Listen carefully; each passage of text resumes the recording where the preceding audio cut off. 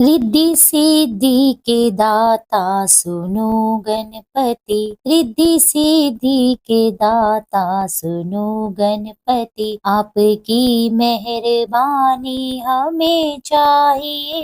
पहले सिमरन करूं गणपति आपका। पहले सिमरन करूं गणपति आपका। लब पे मीठी सी वाणी हमें चाहिए। रिद्धि सिद्धि के दाता सुनो गणपति। ओम गण गणपताय नमो नमः।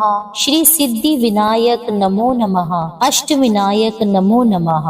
गणपति बप्पा मोरया। भगवान श्री गणेश का आशीर्वाद आप और आपके परिवार पर सदा के लिए बना रहे। आपको सकट चौथ की हार्दिक शुभकामनाएं। आज की वीडियो में आप सकट चौथ के अवसर पर भगवान श्री गणेश और चौथ माता की कथा सुनेंगे। आइए कथा आरंभ करते हैं। सभी के संकट हरने वाली सकटा माता की जय। गजानंद गणेश भगवान की जय। पहले सुनते हैं भगवान गणेश की कथा। आइए कथा शुरू करते हैं। एक समय में एक नगर में एक देवरानी और जेठानी रहा करती थी। जेठानी अमीर थी परंतु देवरानी बहुत गरीब थी। देवरानी का पति जंगल से लकड़ी काटकर शहर में लाकर बेचता था। इस प्रकार उनका गुजर बसर हो रहा था। देवरानी का पति हमेशा बीमार रहा करता था। देवरानी जेठानी के यहाँ सारा काम करती तो बदले में जेठानी बचा हुआ खाना और पुराने कपड़े उसे दे दिया करती थी। इस तरह देवरानी का परिवार चल रहा था। एक बार माघ के महीने में देवरानी ने तिल चौथ का व्रत किया। 5 रुपए आने का तिल गुड़ लाकर तिलकुट बनाया। पूजा करके तिल चौथ की कथा सुनी और तिलकुट छीके में रख दिया, क्योंकि सकट चौथ का व्रत बिना चंद्रमा को अर्घ दिए अधूरा माना जाता है। देवरानी सोचने लगी कि पहले चंद्रोदय को अर्घ देकर ही तिलकुट खाकर कुछ और खाऊंगी। कथा सुनकर वह अपनी जेठानी के घर चली गई। खाना बनाकर उसने जेठानी के बच्चों से खाना खाने के लिए कहा। खाना खा लो बच्चों। तो बच्चे बोले, जब माँ खाएगी हम तभी खाना खाएंगे। फिर उसने अपने जेठ से खाना खाने को कहा तो वह भी बोला कि जब चांद निकलेगा सब खाना खाएंगे, तब मैं भी सबके साथ ही खा लूंगा। जेठानी ने देवरानी से कहा, घर में अभी तक किसी ने खाना नहीं खाया तो मैं तुम्हें पहले खाना कैसे दे दूं? तो कल तुम सुबह जल्दी आना और बचा हुआ खाना ले जाना। जब देवरानी घर पहुंची तो उसके बच्चे और पति आस लगाए हुए बैठे थे कि आज तो त्योहार है, माँ आएगी तो अपने साथ पकवान लेकर आएगी। परंतु जब बच्चों को पता चला कि आज तो सूखी रोटी भी नहीं मिलेगी तो बच्चे रोने लगे और उसके पति को भी बहुत गुस्सा आया। अपनी पत्नी से कहने लगा, सारा दिन काम करके 2 रोटी भी नहीं ला सकती तो काम करने का क्या फायदा? ऐसा कहकर गुस्से में उसने अपने पत्नी को कपड़ा धोने के डंडे से पीटा तो डंडा टूट गया तो उसने उसे पाटे से मारा। तो वह बेचारी विघ्नकर्ता भगवान गणेश को याद करके रोती रोती पानी पीकर सो गई। उस दिन गणेश भगवान उसके सपने में आए और बोले, धोबना मारी पाटा मारी, सो रही है या जाग रही है? वह बोली, कुछ जाग रही हूँ कुछ सो रही हूँ। तब गणेश भगवान बोले, मुझे भूख लगी है, कुछ खाने को दो। तो वह बोली, मैं आपको क्या दूं?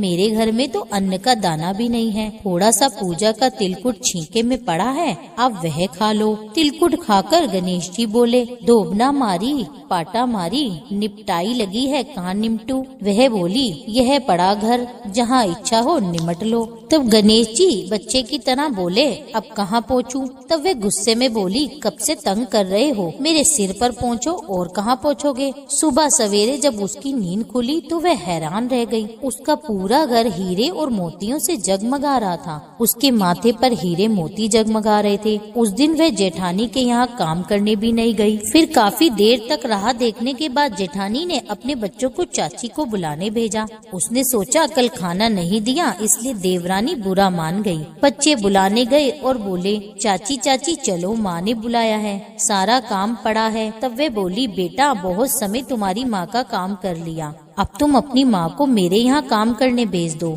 बच्चों ने घर जाकर अपनी माँ को सारी बात बताई कि चाची का घर हीरे मोती से जगमगा रहा है। जेठानी दौड़ती हुई देवरानी के घर पहुँची और बोली, यह सब कैसे हुआ?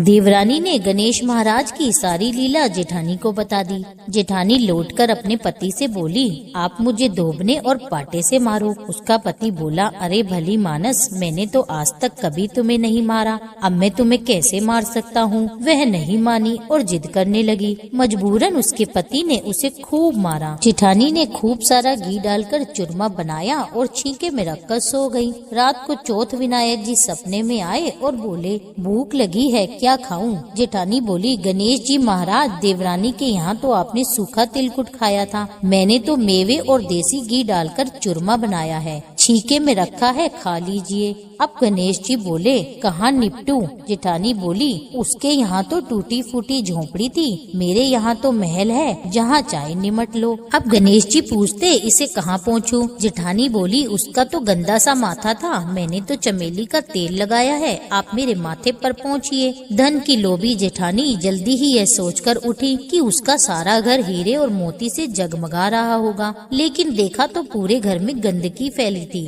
तेज बदबू आ रही थी, उसके सिर पर भी गंदगी लगी थी। वह बोली, हे गणेश जी महाराज, यह आपने क्या किया? मुझसे रूठे और देवरानी पर टूटे। जेठानी ने सफाई करने की बहुत कोशिश की तो गंदगी और फैलती गई। जेठानी के पति को जब यह पता चला तो वह बहुत नाराज हुआ और बोला, तेरे पास सब कुछ था, फिर भी तेरा मन नहीं भरा, देख यह सब तेरे लालच का नतीजा है। परेशान होकर जेठानी गणेश भगवान से विनती करने लगी, माफी मांगने लगी। गणेश भगवान बोले, देवरानी से जलने और धन के लोभ में जो तूने किया, ये उसी का नतीजा है। इस प्रकार जेठानी को सबक सिखाते हुए गणेश जी महाराज ने अपनी माया को समेट लिया। हे गणेश भगवान, जैसे देवरानी पर कृपा करी वैसे सब पर करना। कहानी कहने, सुनने और हुंकारा भरने सब पर अपनी कृपा दृष्टि बनाए रखना और जेठानी को जैसी सजा दी वैसी किसी को मत देना। बोलो गजानंद महाराज की जय। आइए अब सुनते हैं सक्ता माता की कथा।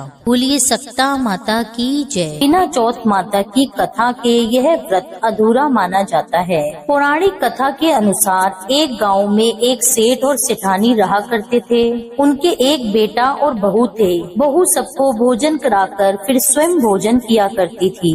एक पड़ोसन ऐसी भी थी जो रोज पूछती थी कि बहू, आज तुमने क्या बनाया है, क्या खाया है? तो बहू कहती, ठंडो बासी। एक दिन उसके पति ने ऐसा सुनकर विचार किया कि आज तो पकवान बनाए जाएं, फिर देखूं कि मेरी पत्नी क्या कहती है। उसने तरह तरह के पकवान बनाए और घर के सभी लोगों ने एक साथ बैठकर भोजन किया। आज भी पड़ोसन ने पूछा तो बहू ने यह कहा कि ठंडो बासी। सेठ के पुत्र ने सोचा, हो न हो कोई बात तो अवश्य ही है जिसके कारण मेरी पत्नी ऐसा कहा करती है।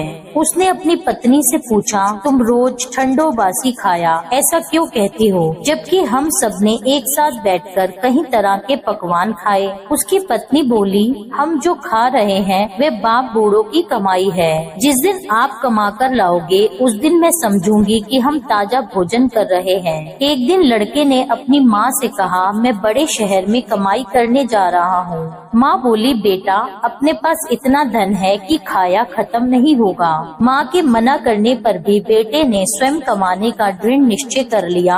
जाते समय उसने अपनी पत्नी से कहा कि मैं जब तक कमाकर बहुत सा धन लेकर ना आ जाऊं, तुम चूल्हे की आग मत बुझने देना। एक दिन चूल्हे की आग बुझ गई तो वह मन ही मन में घबराने लगी, कहीं मेरे पति पर कोई संकट तो आन नहीं पड़ा। जल्दी से पड़ोस में से आग लाकर चूल्हे में रख दूं, ऐसा विचार करके पत्नी पड़ोस में गई। वहाँ पड़ोसन चौथ माता का व्रत और पूजन कर रही थी। पड़ोसन ने कहा, थोड़ी देर में आकर ले जाना। तब बहू ने पड़ोसन से पूछा, आप यह व्रत क्यों करती हैं? क्या लाभ होता है? पड़ोसन ने कहा, चौथ माता का व्रत करने से अन्न धन और लक्ष्मी मिलती है और अपनी सभी मनोकामनाएं पूर्ण होती हैं। अब बहू भी चौथ माता का व्रत करने लगी। दीवार पर उसने चौथ माता का चित्र बनाया। उस दिन घी और गुड़ का चूरमा बनाकर रात्रि को चंद्रमा को अर्घ देकर उसने भोजन किया। ऐसा करते करते बहुत दिन हो गए। चौथ माता ने उस बहू के पति को सपना दिया कि साहूकार का बेटा तू जागे कि सोवे, तेरी पत्नी तुझे बहुत याद कर रही है, घर जाकर उसकी चिंता मिटा दे। तू दुकान खोलकर कंकु केशर का पगलिया बनाकर बैठ जाना, आज तेरा सारा हिसाब किताब चुकता हो जाएगा। अब तो चौथ माता ने जैसा कहा था वैसा ही हुआ। उसने घर जाने की तैयारी की और गाड़ी भर के धन दौलत लेकर चल दिया। रास्ते में एक बहुत बड़ा काला नाग फन फैलाए बैठा हुआ था और कहने लगा, आज तो मैं तुझे डसूंगा, छोड़ूंगा नहीं, आज तेरी आयु पूरी हो गई है। सेठ के लड़के ने कहा, आज चौथ माता ने मुझे सपना दिया तो मैं अपने घर जा रहा हूँ, वहाँ मेरी पत्नी बहुत चिंता कर रही है, मैं उससे मिलकर जरूर आऊँगा, तब तुम मुझे डस लेना। नाग ने कहा, तुम शपथ पूर्वक कहकर जाओ तो मैं तुम्हें जरूर जाने दूंगा, यदि तुम लौट कर नहीं आए मैं तुम्हारे घर आकर तुम्हें डस लूंगा। इस प्रकार सांप को वचन देकर वह घर पहुंचा, वहाँ सभी से हंसी खुशी से मिला और भोजन करके उदास होकर बैठ गया। उसकी पत्नी ने उदास होने का कारण पूछा तो पति ने काले नाग वाली बात बताते हुए कहा, यदि मैं उसके पास नहीं जाऊंगा तो वह घर आकर मुझे डस लेगा। पत्नी बहुत चतुर थी, उसने कहा कि आप घबराओ नहीं, लेट जाओ, मैं एक उपाय करती हूँ। पत्नी ने कमरे की 7 पेड़ी धोई, पहली पेड़ी पर रेत, दूसरी पेड़ी पर इत्र, तीसरी पर गुलाल फूल, चौथी पर कंकु केशर, 5वीं पर लड्डू पेड़ा, छठी पर गादी गलीचा और 7वीं पेड़ी पर दूध का कटोरा भरकर रख दिया। इस प्रकार वह 7 ही पेड़ी सजाकर बैठ गई। आधी रात होते ही नाग आकर पेड़ी चढ़ने लगा। पहली पेड़ी पर रेत में लौट गया और कहने लगा कि सेठ की बहू ने आराम तो बहुत दिया, सो वचनों से बंध कर आया हूँ तो डसूंगा तो अवश्य ही। इस प्रकार 7 ही पीढ़ियों पर नाग आराम करता हुआ और कहता हुआ कि डसूंगा तो जरूर, कमरे में जाने ही वाला था कि चौथ माता ने विचार किया कि यदि मैं इसे नहीं बचाऊंगी तो संसार में धर्म कर्म और व्रत को कौन मानेगा। तो भगवान गणेश जी ने, चंद्रमा जी ने और चौथ माता ने उसे बचाने का विचार किया। चंद्रमा जी ने उजाला किया, चौथ माता ढाल बनी और गणेश जी ने तलवार लेकर नाग को मार दिया और ढाल से ढक दिया। अब बहू भी थकी हारी सो गई। दिन निकला तो लोग बेटे बहू से मिलने आए, परंतु बेटा बहू तो उठे ही नहीं थे। बहुत देर हो गई तो माँ उन्हें उठाने गई। 7 पीढ़ियों पर जो भी माँ ने देखा तो वह बहुत ही घबराई और बेटा बहू को आवाज लगाई। बेटा बहू उठे तो देखा कि एक ढाल तलवार वहाँ पड़ी है। अब ढाल उठाई तो वहीं काला नाग मरा हुआ पड़ा है। बेटा बहू ने सोचा कि आज तो धर्म कर्म ही आड़े आए हैं। भगवान गणेश जी और चौथ माता ने हमारी रक्षा की। हे चौथ माता, आपने जैसे सेठ के बहू बेटे की रक्षा की वैसे ही सबकी रक्षा करना। प्रेम से बोलिए चौथ माता की जय। अब सुनिए श्री गणेश चालीसा का पाठ। जय गणपति सद्गुण सदन, कविवर बदन कृपा, विघ्न हरन मंगल करन, जय जय गिरजाला। जय जय जय गणपति राजू, मंगल भरन करन शुभ काजू। जय गज बदन सदन सुखदाता, विश्व विनायक बुद्धि विधाता। वक्रतुंड शुच शुंड सुहावन, तिलक त्रिपुंड भाल मन भावन। राजित मानि मुक्तन उर्माला, स्वर्ण मुकुट शिर नयन विशाला। पुस्तक पाणि कुठार त्रिशूलम, मोदक भोग सुगंधित फूलम। सुंदर पीताम्बर तन साजित, चरण पादुका मुनि मन राजित। धनि शिव सुवन षडानन भ्राता, गौरी लल्लन विश्व विधाता। रिद्धि सिद्धि तव चवर डुलावे, मूषक वाहन सोहत द्वारे। कहो जन्म शुभ कथा तुम्हारी, अति शुचि पावन मंगलकारी। एक समय गिरिराज कुमारी, पुत्र हेतु तब की नह भारी। भयो यज्ञ जब पूर्ण अनूपा, तब पहुँचायो तुम धरी द्विज रूपा। अतिथि जानी के गोरी सुखारी, बहुविधि सेवा करी तुम्हारी। अति प्रसन्न है तुम वर दीना, मातु पुत्र हित जो तप कीना। मिलहि पुत्र तुहि बुद्धि विशाला, बिना गर्भ धारण यही काला। गणनायक गुण ज्ञान निधाना, पूजित प्रथम रूप भगवाना। अस कही अंतर ध्यान रूप है, पालन पर बालक स्वरूप है। बनि शिशु रूदन जब ही तुम ठाना, लखी मुख सुख नहीं गोरी समाना।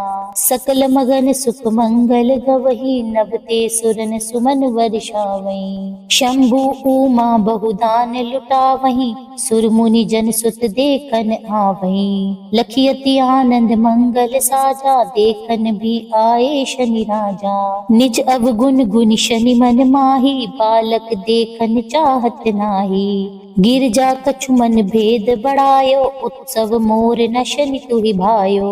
कहन लगे शनि मन सकुचाई, का करियो शिशु मोहि दिखाई। नाहि विश्वास उमा कर भयउ, शनि सो बालक देखन कायु।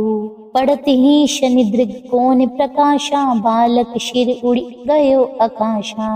गिरजा गिरी विकल है धरनी, सो दुख दशा गयो नहीं भरनी। हाहाकार मच्यो कैलाशा, शनि किनो लखि सुत को नाशा। तुरत गरुड़ चढ़ी विष्णु सिधाए, काटी चक्र सो गज सिर लाए। बालक के धड़ ऊपर धार्यो, प्राण मंत्र पढ़ शंकर डार्यो। नाम गणेश शंभु तब कीने, प्रथम पूज्य बुद्धि निधि वर दीने। बुद्धि परीक्षा जब शिव कीना, पृथ्वी की प्रदीक्षा लीना।